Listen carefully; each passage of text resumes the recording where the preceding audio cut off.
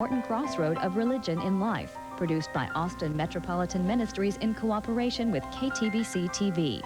Austin Faith Dialogue highlights the interaction of the religious community with the social and cultural issues throughout our area. Now, today's edition of Austin Faith Dialogue. Hello, and welcome once again to Austin Faith Dialogue. Today we're talking about a subject that's very important, and every thinking person in the United States is concerned about it, our youth. What are we doing about tomorrow? How are we providing for them? Our approach is going to be from the angle of ministry in the church towards younger people, youth and children. But we're going to put a slightly negative spin on it because we're talking not only about youth ministry in the church, but specifically the problem of gangs.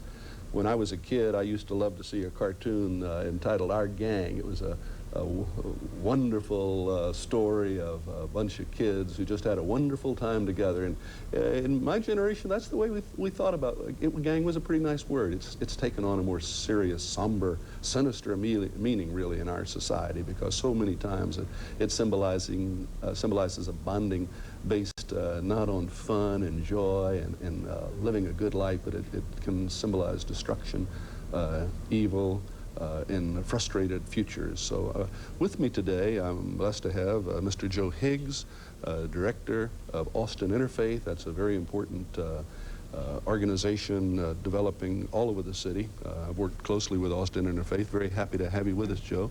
We also have Sis Cindy Martinez, who's the Director of Youth Ministry for Austin Metropolitan Ministries, an association of a large number of churches in the greater Austin area. And then Willie Cortez, a deacon in the Catholic Church and director of our Ladies Family Center in East Austin.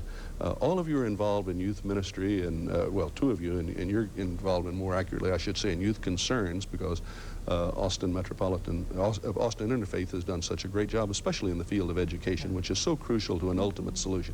But Cindy, let me start with you. Could you give us a brief description of the problem of gangs as you see it and as you're working with it, and tell us a little bit about your work?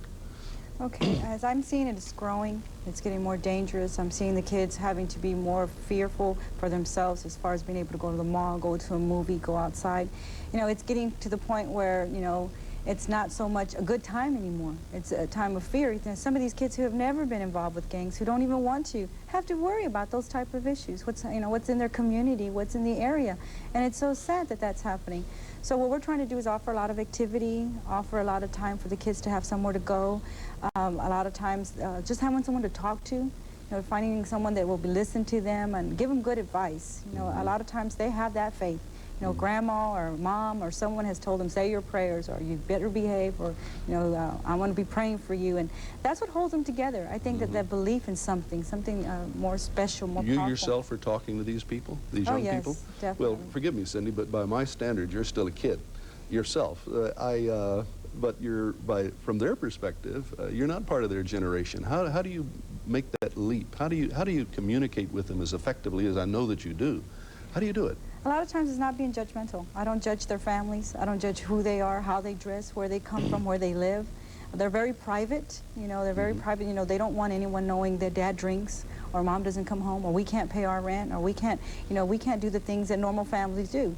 A lot of times they don't even see a future in school, a future in something better. You know, that's on TV. That's for somebody else. I'm not a part of that. I can't have that. Why? Who says that? Nowhere does it say that. Yes, there's challenges. Yes, you have a little bit more difficulties, but there is a way out. There is something better. So I show them things that maybe they would have never tried before. You know, give me a chance. Let's try something different. Let's go visit somewhere different. Do they feel forced by their peers into the gangs, or do they join them in order to develop some kind of a social network for themselves? What's the motivation for so many people in this age range joining gangs? There's a lot of power in gangs. You know, they're getting praised out there if they can steal. They're getting praised out there if they can fight. They're getting praised out there if they can sneak out and do a beer run, or they can go and do a drive-by. Oh, those guys will give them that praise they're looking for, or maybe otherwise they're not getting. They're having hard times at home. Mom and dad are having hard times with them. The school's having hard times. So where do they go but the streets?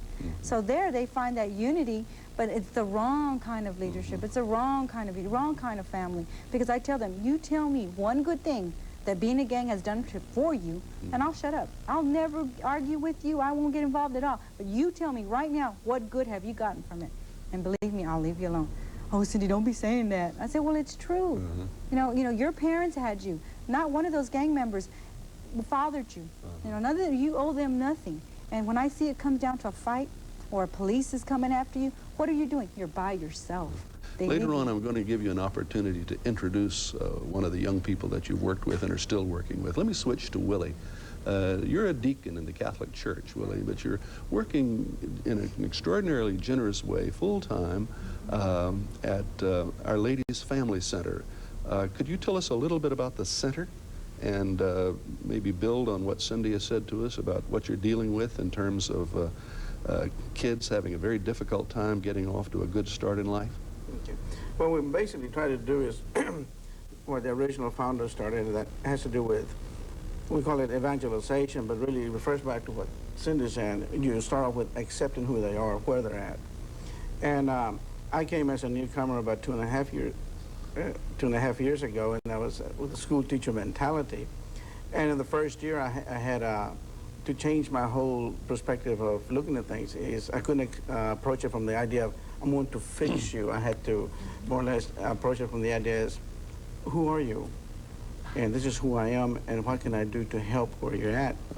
What I have discovered in the last 2.5 years, which some of my staff members already knew they've been working, is that a lot of the kids, one of the things they don't know about is community, they don't know about family, they don't know about sharing, and they don't really know. You talk to them about love, and you cannot really talk to them about love until you show them what that is. And for each individual, one of the questions that you asked Cindy a while ago, which said, when do the kids join gangs? Each particular kid has a different motivation. One of them, unfortunately, sometimes are forced into it because just from protection, because they live in the neighborhood. And it goes back to what you were saying also, the gang. It starts out very subtly when they're kids. If they live in a complex and they live their lives there all the time, they become friends. Then as they grow up and become friends, they do what everybody else does. But then as time gets strong, let's say that the parents cannot, do not have enough money for shoes, or do not have enough money maybe to buy a bed for him, but he knows that someone else has that.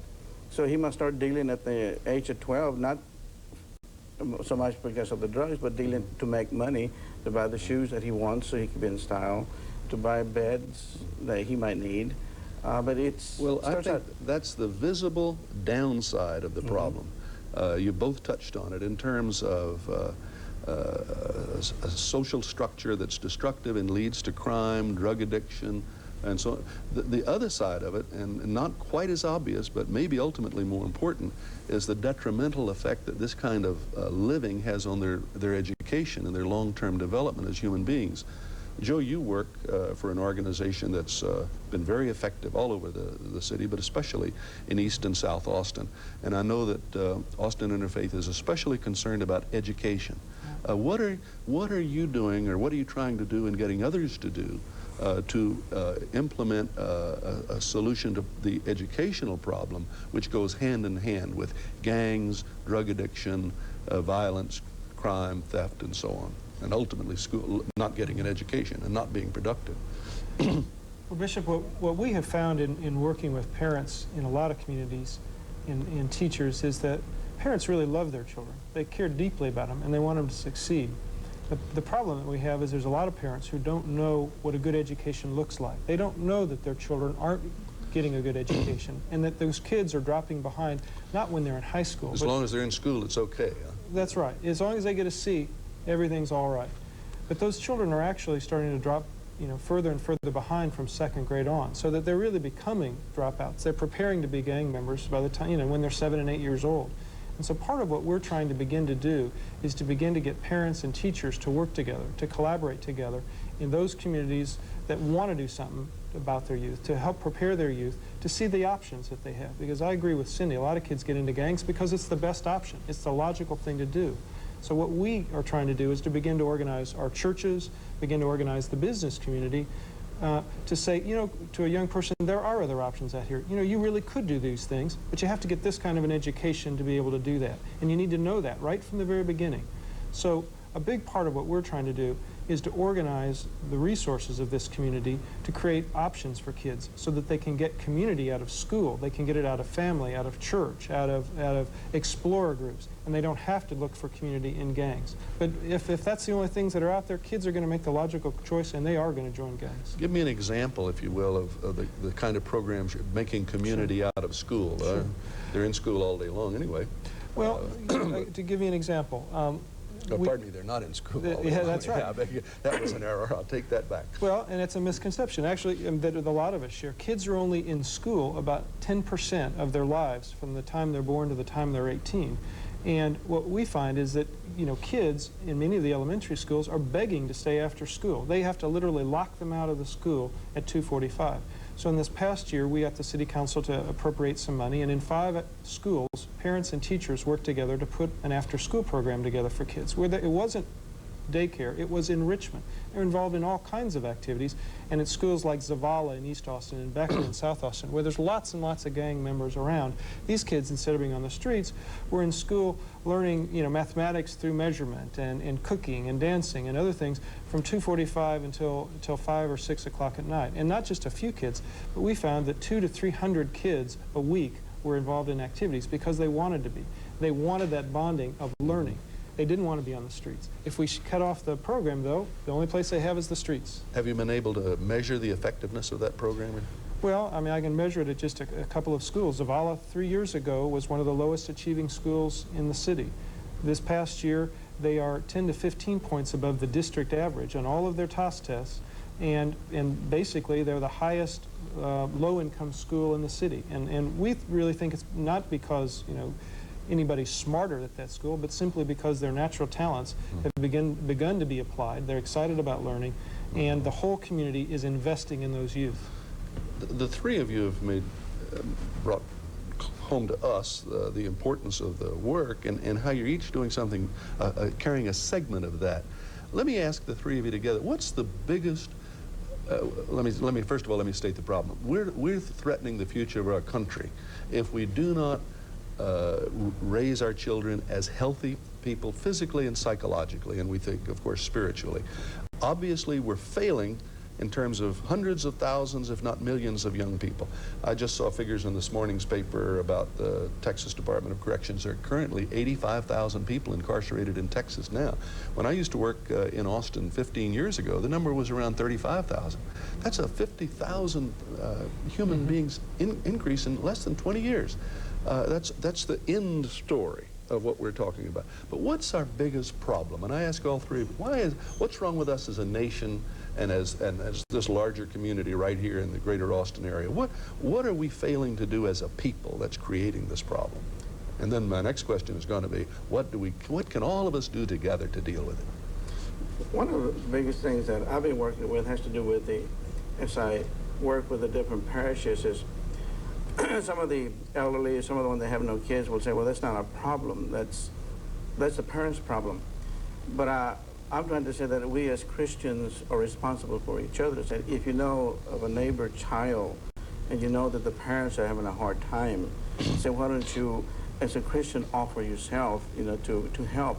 So what if most of the situation I'll come in is with single mothers with 5, kids, and what happens is that they get depressed because they can't go anywhere. Yeah. They sit there all day trying to take care of the household.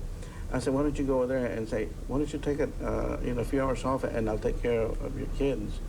I think what is happening is a lot of us says, well, somebody else can take care of it. But each one of us, if we can just take care of our little spot here, and you take care of your little spot. So you're urging that every responsible person in our country, every thinking person, feel that part of the responsibility for this crucial situation descends upon all of us, huh? Right. And we all have to give it some energy. Cindy, let me switch to you. How do you see the biggest obstacle that faces us?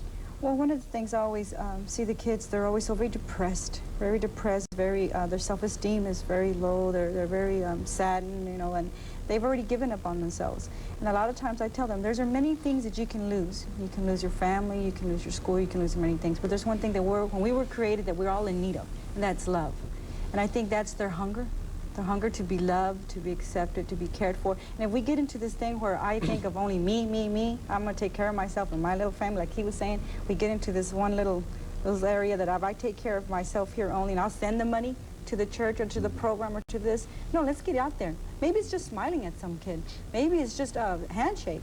You know, maybe that's the best thing that kid had all day. But that's showing that there's that God in you. You know, that's where they receive that sense of, I'm okay. You know, they don't all, scared of me all the time, because a lot of people are fearful of them, and they want you because that gives them power. I've got control here. Joe, Willie and Cindy have both given us sort of a hands-on approach to it. My guess is, given the nature of your work, that it'll be at a different plane. But what do you see as our biggest problem? Well, I think actually the biggest risk that we have right now is that we will continue down the path of thinking that we can solve this problem by punishing and incarcerating people. Texas has just, we're going to be spending $1 billion to build new prisons. By the year 2000, we will have more people incarcerated in the state of Texas than any nation in the world. And we are investing $150 million a year in Travis County alone in dealing with crime through the courts, through the jails, through the legal system. And we are, it's obviously a problem, but the answer is much more subtle and complex than just coming up with youth curfews, with, trying 14-year-olds for murder. What we've got to begin to do is think about what are the root causes of why kids are acting in this way. And we've got to begin, I think I agree with both of them, that the solution really begins with adults working together in community to figure out what kids need and to begin to invest personally in youth. And in congregations can't just hire a youth minister and absolve their conscience and think they're doing something for youth. What is the man and the woman in the pew doing for the youth in their church and their community? And until that begins, we really are not going to answer the problem of growing youth crime. Well, you'll lay out a tough but important road that we have to walk, and we have to walk it together. Given the diversity of the three of you and your diversity of your organizations, it's encouraging for me, though, to see that you have this common goal and this common interest. And we're going to be back in a few minutes. We'll take a break right now. And when we return, I'm going to bring in a friend of Cindy's, a youth worker, and she will introduce him, and we'll talk to a young person who's really been through everything that we're talking about right now. So we'll be back with you in just a moment with Austin Faith Dialogue. Serving Austin means serving you. That has always been the primary goal of Austin Metropolitan Ministries. We are religion in action through the work of these organizations. Each plays a key role in making the capital city a better place to live. But we can't do it alone. Do you have some spare time, talents, or any resources that you can share? If you do, please call AMM at 472-7627, because serving Austin means serving you.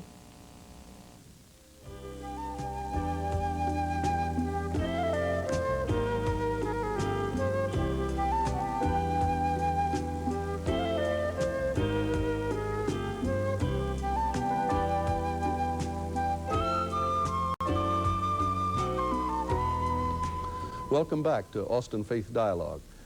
We've been visiting about youth ministry in the church, especially the problem of gangs. And I've asked Cindy, who works so well with youth ministry through Austin Metropolitan Ministries, to bring along a friend and co-worker of hers, Geronimo Sanchez. Cindy, will you introduce Geronimo to our audience and tell us how you've been working together? Okay, Geronimo is someone I've been working with since he was 14 years old. And Geronimo was involved in the gangs, and when I had got to know him and got to really know a little bit about where he was coming from, some of the group of kids from the church where I was a youth minister at San Jose had told me that he was going to be initiated into a gang. And when you're initiated to a gang, you're being beat by some of the older gang members. So I met him and I talked to him, and I went to that time and I said, no, that's not going to happen. You're not going to be initiated into any gang. There is something else, and there is something better.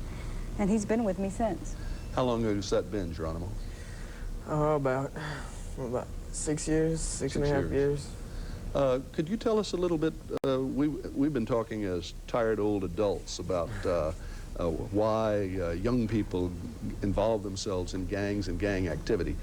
Tell us from your perspective how you did that, and then talk to us a little bit about getting out of it.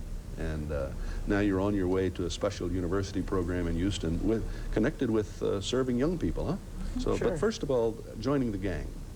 Well, when I moved down from over here from Houston, I didn't even know anybody but my family, my relatives, and all I got along with was my cousins, and I only had a few cousins that lived around where I lived at. And when I went to the school here, I met this one guy, and he did things with me, and we both liked the same things. We played ball together, and I love to play ball. I play ball all the time. And we kept on, doing things together, and he introduced me to some of his friends, and those friends introduced me to more friends. The next time you know it, I knew everybody that was in one gang. And before you know it, people from other gangs were saying, oh, he's down with that gang, or he's down with this gang. And I had no choice but to say, okay, because they were my friends, and I didn't have, Did that involve any fighting? Mainly, where it broke down to it, yeah, that's what Any activity that you'd rather not talk about right now? I'm not being facetious, I know, but you are exposed in that environment to situations that can get you in serious trouble, are you not? Well, back then, yeah. Yeah, I don't mean you personally, I mean that situation. Yeah, I'm very proud of you. I think we're all very proud of the fact that not only have you managed to break free of that, and I guess, Cindy, you were a tremendous help at that time, but you're assuming that which we were talking about earlier, a sense of responsibility for the next generation. What are your plans for school that are coming up? Well, now I go to the University of St. Thomas, and I'm hoping to get through that so that way I can keep this program going when Cindy, because people move on, and I want to keep it going so that way, And Cindy, what is that program at the University of St. Thomas? I know you've lined It's that a up. youth certificate program and youth ministry, and they teach you all types of things that you can later use for other things like child development, communicating skills, all kinds of stuff that deals with the parish, the community, outreach, all types of different things.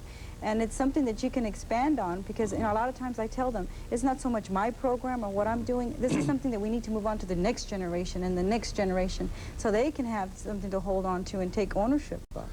So, Geronimo, if I understand you correctly, about 75 years from now, when Cindy grows older, you'll be here doing the same kind of work, right? The same kind of work. That's really a tribute to you, Cindy, that you're reaching into the future by your influence on people like Geronimo and others.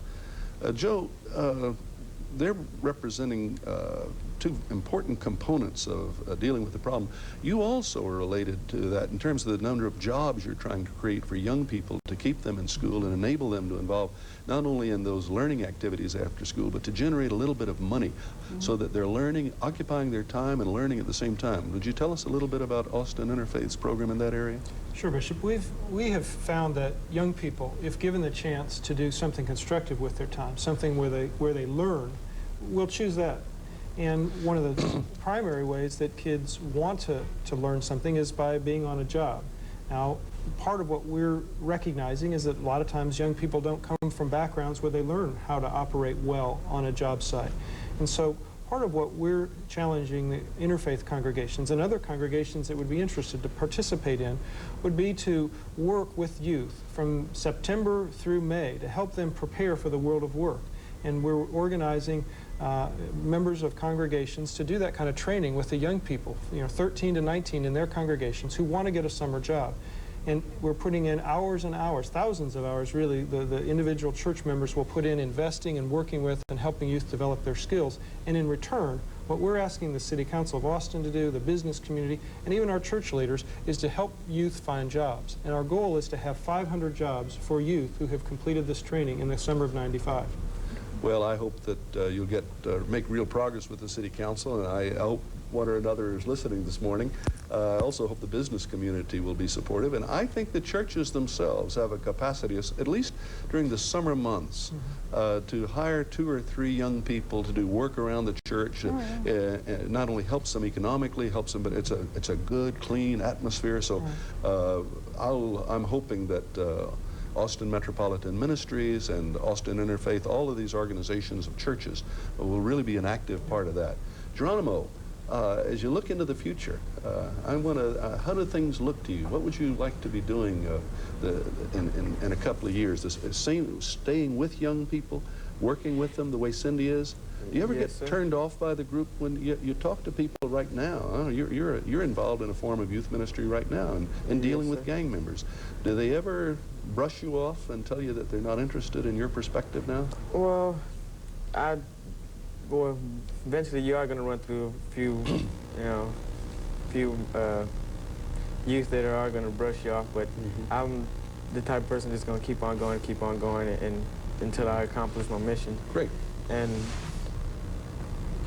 when I do run around somebody like that, I just keep on. There's a few times that I'll back off a little bit, and then a few days later I'll go back again and say, well, how about, this is a program that I got going, and just all I'm asking is just to try it out. And when I ask them to try it out, they'll say, okay, I guess they get tired of me coming, and they'll try it out, and I say about 70% of them may stay with the program. And it's that consistency. It's continuing, because they want you to give up. They're used to people giving up on them. And I tell them, I said, now look what he's doing. He was where you're at. He's working at a good job. He's a roving leader. He's making good money. He got his own vehicle, and it's something he did on his own. But he had to choose that. And that's something that I see that they see that in each other. I cannot thank and congratulate you enough for attempting to deal with the problem in this direction.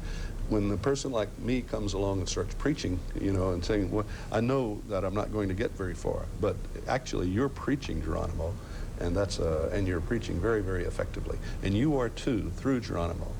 I want to thank the three of you. I failed to thank Deacon Willie Cortez, who yielded his spot to you, Geronimo. But he's doing very wonderful work over in East Austin. I'm proud of you and Austin Metropolitan Ministries, Cindy and Joe. God bless Austin Interfaith. And I think that the opportunity that we have to work together is extraordinarily good. So let's commit ourselves to that. And we want to invite every one of our listeners to be as concerned about this as we are. We are one country, one people, with great diversity, monumental problems, but we have the capacity and the ability to solve them if we work together. Let's do it. Geronimo.